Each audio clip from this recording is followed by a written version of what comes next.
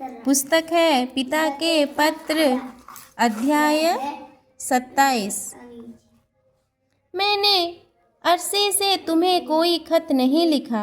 पिछले 2 खतों में हमने उस पुराने ज़माने पर एक नज़र डाली थी जिसकी हम अपने खतों में चर्चा कर रहे हैं। मैंने तुम्हें पुरानी मछलियों की हड्डियों के चित्र पोस्टकार्ड भेजे थे जिससे तुम्हें ख्याल हो जाए कि ये फॉसिल कैसे होते हैं। मसूरी में जब तुमसे मेरी मुलाकात हुई थी तो मैंने तुम्हें दूसरे किस्म के फॉसिल की तस्वीरें दिखाई थी। पुराने रेंगने वाले जानवरों की हड्डियों को खास तौर से ज़्यादा रखना, सांप, छिपकली, मगर और कछुए वगैरह जो आज भी मौजूद हैं, रेंगने वाले जानवर हैं। पुराने ज़माने के रेंगने वाले जानवर भी इसी जाति के थे, पर कद में बहुत बड़े थे और उनकी शक्ल में भी फर्क था। तुम्हें उन देव कैसे जंतुओं की याद होगी जिन्हें हमने साउथ कैसिंगटन के अजायब घर में देखा था। उनमें से एक 30 या 40 फीट लंबा था।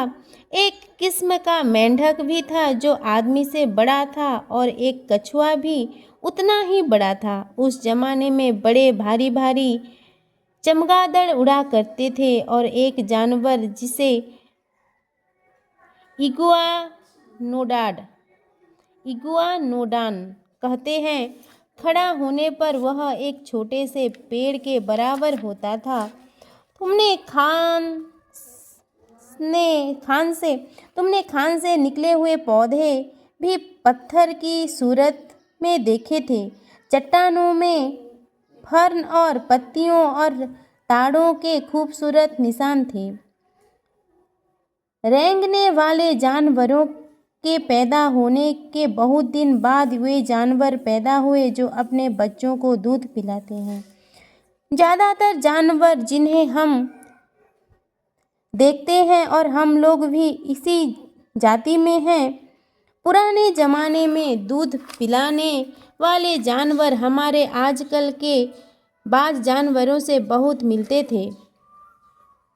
उनका कद अक्सर बहुत बड़ा होता था, लेकिन रेंगने वाले जानवरों के बराबर नहीं। बड़े बड़े दांतों वाले हाथी और बड़े डील डॉल के भालू भी होते थे।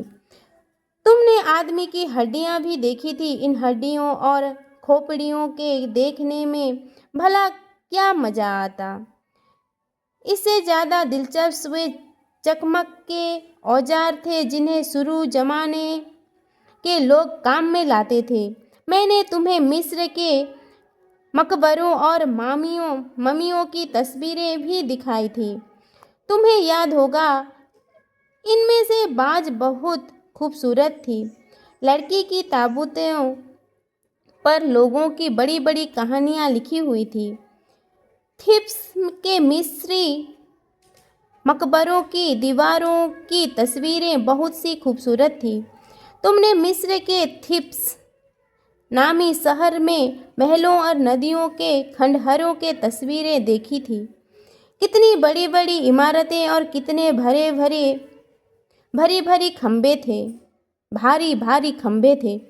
थिब्स के पास ही मेमन की बहुत बड़ी मूर्ति है। ऊपरी मिस्र में कारनक के पुराने मंदिरों और इमारतों की तस्वीरें भी थीं। इन खंडहरों से भी तुम्हें कुछ अंदाज़ा हो सकता है कि मिस्र के पुराने आदमी मेमार के काम में कितने होशियार थे। अगर उन्हें इंजीनियरिंग का अच्छा ज्ञान न होता तो वे ये मंदिर और महल कभी न बना सकते। हमने सरसरी तौर पर पीछे लिखे हुई बातों पर एक नज़र डाल ली। इसके बाद के खत में हम और आगे चलेंगे। यह अध्याय भी संपूर्ण